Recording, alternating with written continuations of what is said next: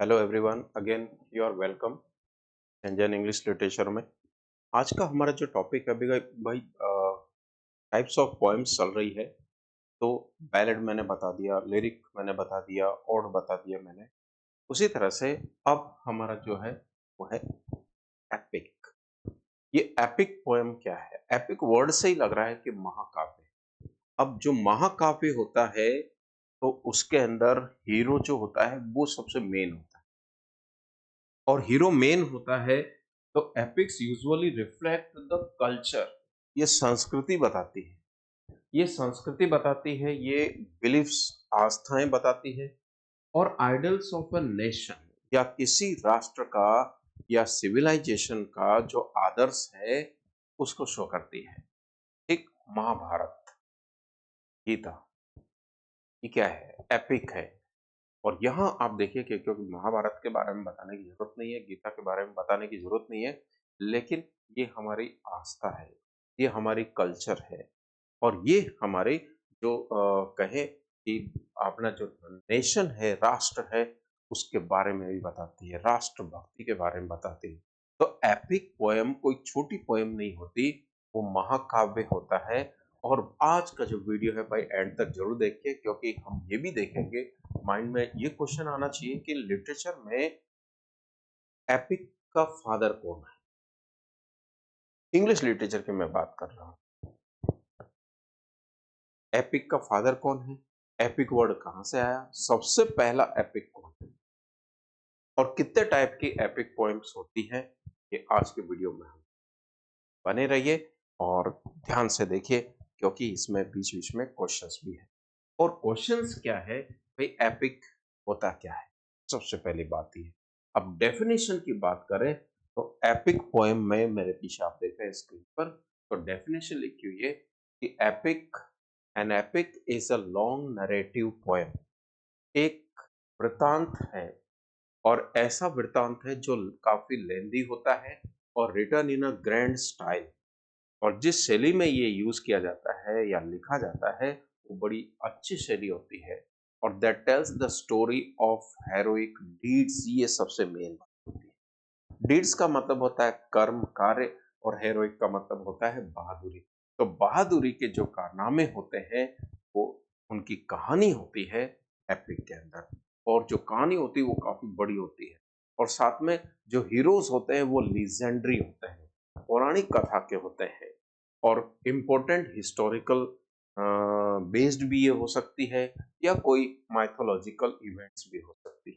तो डेफिनेशन की बात करें तो वो ये है, सबसे मेन बात क्या, एक लॉन्ग पोएम होती है, सबसे पहली बात, ग्रैंड स्टाइल में लिखी जाती है, सेकंड, और ये स्टोरी बताती है हेरोइक डीड्स की, ये सबसे मेन बात। ठीक है, 3 पॉइंट्स ये दिमाग में रखिए। चौथी बात, हिस्टोरिकल हो सकती है या माइथोलॉजिकल इवेंट्स हो सकते हैं। तो ये है डेफिनेशन इसकी, एपिक की, कि एपिक होता क्या है। अब आगे बढ़ते हैं। अब देखिए, जितने आप यहाँ पर मेरे पीछे पिक्स देखेंगे, आप देखो कि उनमें बहादुरी के कारनामे बड़े, मतलब ओल्ड ट्रेडिशंस वगैरह, वो सारे सब टाइप के आपको यहाँ वो मिलेंगे पिक्स में। ठीक है। अब epic reflects culture and values. जो एपिक होता है, क्योंकि हर धर्म का अपना कोई महाकाव्य होता है। अब हर धर्म का अपना महाकाव्य होता है तो उसको लोग आदर्श मानते हैं। अपने धर्म की कई सैद्धांतिक बातें उसमें होती हैं, principles होते हैं, उसमें आइडल्स होते हैं, उनमें उनका अपना एक हीरो होता है, और उसमें बहादुरी के कारनामे होते हैं, तो जाहिर है उसमें भी होते होंगे। उसमें अच्छाई और बुराई के बारे में बताया होगा, उसमें ये भी कहा होगा कि अच्छाई की बुराई पर जीत होती है, ऐसी बातें भी उसमें बताई जाती है। तो हमारी संस्कृति को भी ये बताती है, हमारे जो वैल्यूज हैं, हमारे जो मूल्य हैं, उनके बारे में एक रिफ्लेक्ट करती है। ठीक। और epic usually reflect the culture, belief, idols of nation and civilization, इनके बारे में बताती। तो डेफिनेशन में देखा इसे। यहाँ आप देखिए, इवन महाभारत भी देखिए, मैंने यहाँ बाइबल का भी कुछ आ रहा है, पिक आ रहा है, यहाँ एक किसी योद्धा के बारे में भी आ रहा है, और यहाँ कुछ और भी। आप देखिए कि जो पिक्स हैं वो पिक्स भी शो कर रहे हैं कि यस सर, कुछ तो विशेष है यहाँ। अब एपिक वर्ड की अगर अपन ओरिजिन देखें कि ये कहाँ से है, मूल क्या है इसका, बेसिक क्या है, सोर्स क्या है, तो the word epic comes from the Greek word epos, epos से ये वर्ड निकला है। एंड मीनिंग जिसका मतलब है शब्द, स्टोरी या नरेटिव, ये इसका मीनिंग है। तो epic poetry originated in ancient oral traditions. उस समय महाकाव्य लिखे नहीं जाते थे, वो मौखिक होते थे और ओरल होते थे। एक दूसरे, एक ने सुनाया, दूसरे ने उसको कंसिडर किया, याद किया, फिर वो दूसरे को, तीसरे को सुना रहा है, ऐसे करके ये ओरल बेस होते थे। तो एपिक पोएट्री ये originated in ancient oral traditions where bards, bards का मतलब होता है पोएट्स, जो पोएट्स होते हैं या सिंगर्स होते हैं वो क्या करते थे, वो रिसाइट करते थे हेरोइक स्टोरीज, बहादुर के। इमेजिन करें कि कोई युद्ध चला, अब उस युद्ध के अंदर किसी ने अच्छी बहादुरी दिखाई, बहादुरी दिखाई, तो जो रॉयल कोर्ट के जो पोइट्स होते थे, बार्ड्स होते थे, वो लोग क्या करते थे, वो उसकी जो कहानियां होती थी, उसके जो बहादुरी के कारनामे होते थे, उनको वो एक्सग्रेट करके ग्रैंड स्टाइल में वो सुना। और वही जब पब्लिक सुनती थी तो वो क्या करती थी, देखिए, उस समय उनके इंसानों की मेमोरी पावर बहुत ज्यादा थी, क्योंकि उस समय कोई हैंड रिटन स्क्रिप्ट नहीं या कोई ऐसा रिकॉर्ड नहीं था। तो वो तो क्या करते थे, ध्यान से सुनते थे। एक ही बार आप खुद देख लीजिए कि रामायण महाभारत में हम देखते हैं कि जब ग्रंथों के बारे में ऋषि मुनि या गुरु जो होते थे बताते थे, स्टूडेंट बिल्कुल चुपचाप ऐसे मुद्रा में बैठ करके सुनते थे, तो एक ही बार में वो लर्न कर लेते थे। मेमोरी पावर कितनी पावरफुल हो, और फिर वो दूसरों को बताते थे। तो सिंगर्स रिसाइट करते थे हेरोइक स्टोरीज को, अब किसी बहादुरी के कारनामों को बताते थे मौखिक। अब जैसे एक इमेजिन करें, जैसे जोक्स होते हैं, जोक्स अगर मैं आपको कोई जोक सुनाऊं तो आपको परमानेंट याद हो जाएगा। वो परमानेंट याद क्यों हो जाएगा, क्योंकि एग्जाम में नहीं पूछा है, इसलिए परमानेंट याद हो जाएगा। फिल्म देखते हैं, एक ही बार में याद हो जाती है, और दोबारा हम उस फिल्म को देखना पसंद नहीं करते, क्योंकि हमें पता है स्टोरी क्या है। 100 साल के बाद भी अगर उस फ़िल्म को देखोगे तो आपको लगेगा, अरे यार ये तो फ़िल्म पहले ही देख रखी है। तो ऐसा परमानेंटली फ़ीड हो जाता। समय भी तो ग्रंथ फ़ीड हो जाते थे। कोई गुरु कोई ज्ञान देता था, कोई मंत्र बोलता था, तो परमानेंटली उनके मन में फ़ीड हो जाता। तो हेरोइक डीड्स के बारे में जब ऐसे ओरली रिसाइट करते थे, तो परमानेंटली उनके मन में फ़ीड हो जाता था। सॉरी, वो फिर दूसरे को बताया करते थे। ठीक, अब अगर हम देखें हिस्टोरिकल डेवलपमेंट की बात करें, तो इसका ऐतिहासिक जो विकास हुआ वो कैसे हुआ। एंशिएंट ओरल ट्रेडिशन, सबसे पहले बात करें एंशिएंट ओरल ट्रेडिशन में क्या होता है। ओरल ट्रेडिशन में क्या होता था कि stories sung by birds about heroes, heroes के बारे में जो बार्ड्स होते थे, पोएट होते थे, वो उनके बारे में स्टोरीज रिसाइट करते थे, पाठ करते थे। फिर आया एंशिएंट ग्रीक पीरियड आया, फर्स्ट रिटन एपिक अपीयर हुआ। एंशिएंट ग्रीक पीरियड में सबसे पहले फर्स्ट रिटन एपिक अपीयर हुआ। फिर आया रोमन पीरियड, जिसमें क्लासिकल इमिटेशन हुआ, मतलब नकल की गई, कॉपी की गई, किसकी, ग्रीक एपिक्स की कॉपी की गई। फिर आया मिडिवल पीरियड, मिडिवल पीरियड में क्या हुआ, जो नेशनल हीरोज थे उनके ऊपर एपिक कंपोज होने लगी। फिर रेनेसा आया, रेनेसा में लिटरेरी एपिक्स आने लगे, जिसमें आर्टिस्टिक स्टाइल आने लगी, जिसमें फिगर ऑफ स्पीच वगैरह ये सब। तो ये इस एपिक का एक डेवलपमेंट। तो आगे बढ़ते हैं हम। तो कैरेक्टर्स क्या है, एपिक के कैरेक्टर्स क्या है। तो देखिए भाई, मैंने पूरा, क्योंकि पूरा पिक्चर ही एआई से जनरेट किया है, तो जो मुझे चाहिए था वो यहाँ पर है। हो सकता है आपको थोड़ा सा मोबाइल नजदीक ला करके और देखना पड़ेगी पिक्चर में क्या है। तो एपिक की जो विशेषताएं होती थी वो क्या है। सबसे पहली विशेषता ये कि लॉन्ग नरेटिव पोयम, एक लंबी वृत्तांत कविता होती है। दूसरा है हीरो ऑफ नेशनल इंपॉर्टेंस, जो उसमें हीरो होता है वो राष्ट्र, मतलब पूरा राष्ट्र का जो फ्यूचर होता है उस पे बेस होता है, उस हीरो पे बेस्ड होता है। तो सेकंड, दूसरी कैरेक्टरिस्टिक ये है कि हीरो होता है वो नेशनल इंपॉर्टेंस होता है, राष्ट्र के लिए बहुत इंपॉर्टेंट होता है। एंड थर्ड, आप देखें, मैं थोड़ा साइड में हटूंगा, सुपर नेचुरल एलिमेंट्स होते हैं। अरे सुपर नेचुरल एलिमेंट्स तो ये एपिक में मस्ट है, इनकी तो आवश्यकता होती है, अदरवाइज वो एपिक क्या हुआ। हीरो डेमन से लड़ रहा है, इवन एंजल, मतलब दो कैरेक्टर है, एक गुड एंड बैड है, ठीक है, तो डेमन बैड है, अब गॉड्स, एंजल्स गुड कैरेक्टर्स है। तो ये पॉजिटिविटी, देखते हैं हीरो को, तो ये हीरो जब भी परेशानी में होता है तो एंजल या गॉड्स उसकी हेल्प के लिए, तो जब वो डेमन से लड़ता है, बुराई से लड़ता है, तो ये जरूरी है एपिक के अंदर, ये चीज सुपर नेचुरल चीजें होना बहुत जरूरी है। और चौथा है ग्रैंड स्टाइल, की जो स्टाइल होती है वो ग्रैंड होती है, शानदार होती है। एलिवेटेड लैंग्वेज, और जो लैंग्वेज होती है वो उत्कृष्ट होती है, हाइटन्ड होती है, फिगर ऑफ स्पीच होता है, एग्जाग्रेट होता है उसके अंदर। और फिफ्थ है एपिक सिमलीज यूज की जाती है, एपिक में सिमलीज यूज की जाती है, वो ऐसे लड़ा जैसे कि, वो ऐसे लड़ा जैसे कि, ठीक। फिर सेवंथ पॉइंट वो है जैसे लार्ज सेटिंग होती है, मेनी कंट्रीज और वर्ल्ड्स, मतलब ये कि जो एपिक के अंदर एक ही कंट्री की बात नहीं होती, वो दूसरे हीरो जो है वो दूसरे कंट्री में, दूसरे स्टेट में भी जाता है और दूसरे स्टेट में जाके उनकी हेल्प करता है, वहाँ जो भी सफर्ड लोग हैं या कहें कि इन्फ्लिक्टेड हैं, पीड़ित हैं किसी चीज से, तो जैसे ब्योल्फ, जैसे हमारा ब्योल्फ है, ब्योल्फ जाता है, योद्धा जाता है, वो किससे, ग्रेंडेल से लड़ने के लिए जाता है, ग्रेंडेल की मदर से लड़ता है, फिर लास्ट में डेमन से लड़ता है, तो अपने चाचा के उस साम्राज्य में जाता है, ठीक है। तो हीरो ऐसे ही होते हैं, वो दूसरे, मतलब एक ही कंट्री नहीं, उसमें बहुत सारे कंट्री में का उसमें जिक्र होता है, अदर वर्ल्ड का भी जिक्र हो सकता है, क्योंकि सुपर नेचुरल पावर वहाँ है, सुपर नेचुरल थिंग्स होती है, तो एक कहीं अंडर वर्ल्ड में भी जाना पड़ता है, हो सकता है वो कोई ऐसे भी वर्ल्ड के अंदर जाता है हीरो जहाँ उसकी नीड होती है, सुपर नेचुरल थिंग्स उसमें जरूर होती है।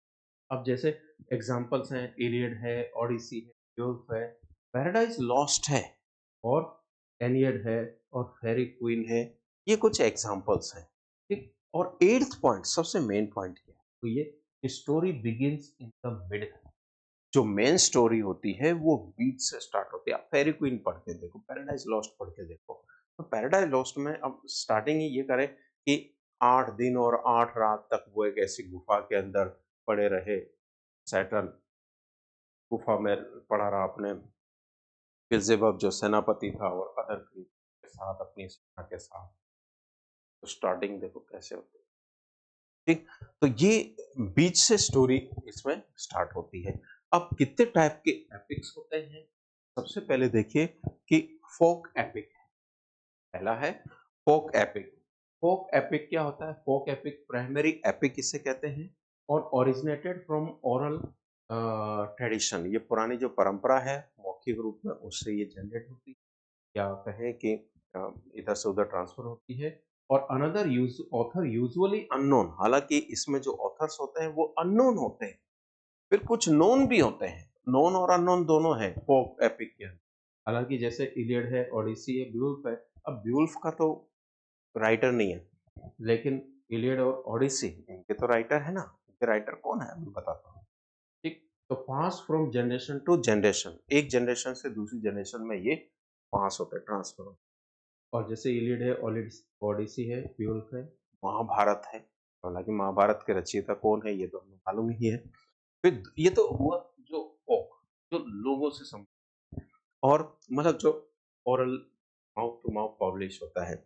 दूसरा है लिटरेरी एपिक, लिटरेरी एपिक में क्या होता है, रिटन होता है, तो लिटरेरी एपिक जिसको सेकेंडरी एपिक भी कहते हैं, रिटन बाय नोन पोएट्स या मोर स्ट्रक्चर्ड और आर्टिस्ट, मतलब को लिखने वाला होता है, कलात्मक तरीके से लिखता है। और जैसे पैराडाइज लॉस्ट है, एनियड मैंने बताया, फेरी क्वीन बताया, तो इनकी तरह अब सर, अभी आपने कहा कि जो फोक एपिक इनके राइटर्स नहीं होते हैं, और यहाँ अपने एग्जाम्पल में इलियड और ओडिसी ये तो नाम दिए हैं, महाभारत भी आपने लिखा है, लेकिन ये ओरली है, रिटन कंपोज किए हुए नहीं है, बट हु स्टार्टेड, तो हालांकि बाद में फिर वो इन रिटर्न हुए, बाद में तो इन रिटर्न हुए, लेकिन पहले क्या होते थे, ये ओरली होते थे।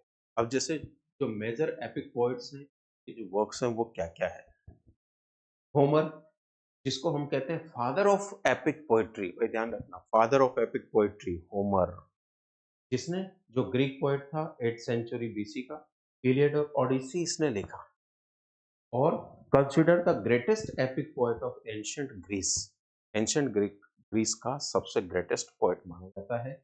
वर्जिल, वर्जिल रोमन पोएट था, 70 टू 19 बीसी में हुआ और इसने एनियड लिखा और ये नेशनल एपिक ऑफ रोम है। रोम का नेशनल एपिक है। भाई देखिए, फिर कह रहा हूँ मैं, लास्ट में जब हमारे सारे पोएट्री सेक्शन का ये काम कंप्लीट हो जाएगा, उसके बाद मैं क्वेश्चंस करूँगा।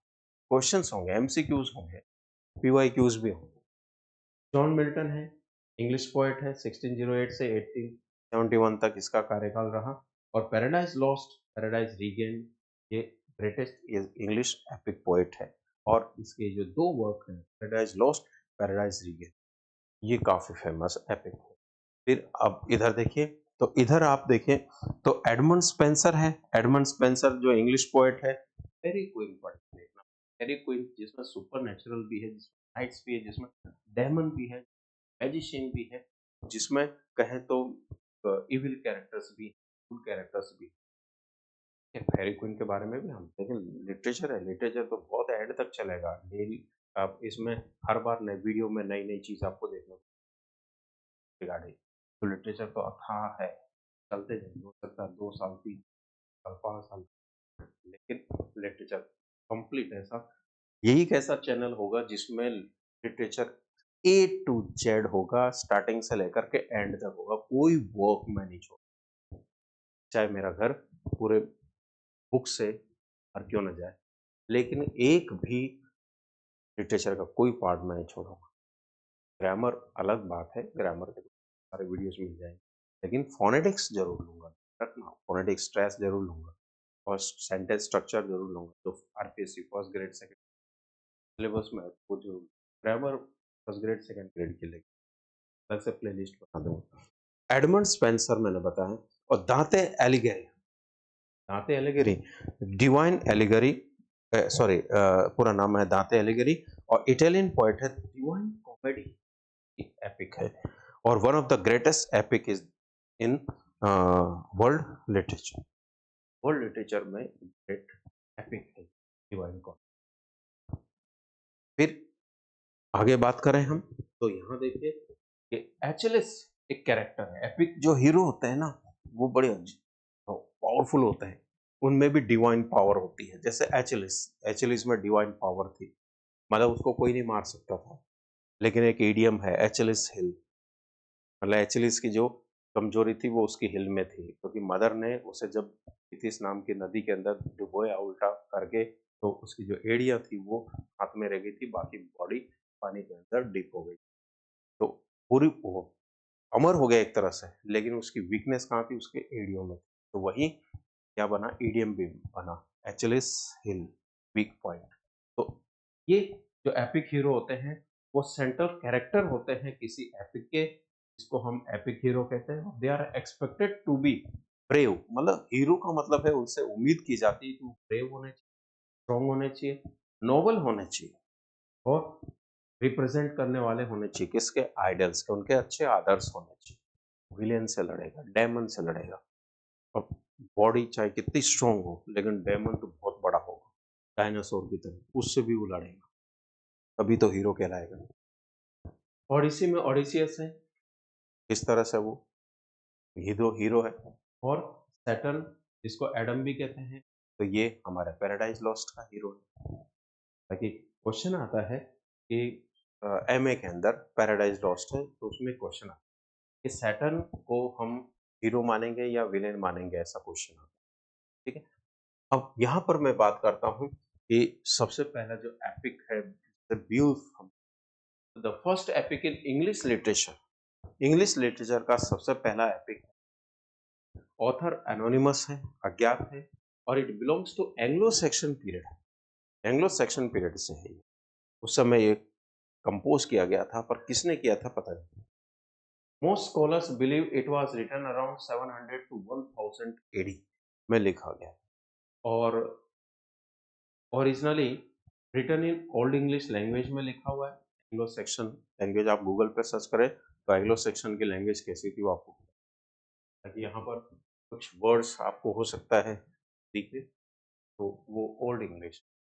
फिर it is a folk epic है, because it developed from oral tradition before being written down. ये लिखा जाने से पहले ये ओरली चलता था, पर फिर भी किसने लिखा सबसे पहले वो भी अभी तक उसका नाम भी अभी तक क्लियर नहीं। तो एनोनिमस ह्यूमन। तो इस पोएम की जो स्टोरी है वो क्या है? वो हेरोइक वॉरियर है, ब्यूल्फ है, हु परफॉर्म्स 3 ग्रेट बैटल्स। तो 3 ग्रेट बैटल्स वो लड़ता है। हालाँकि ब्यूल्फ के बारे में वीडियो ज़रूर देखना, आगे इन फ्यूचर ब्यूल्फ का पूरा डिटेल ज़रूर बताऊँ।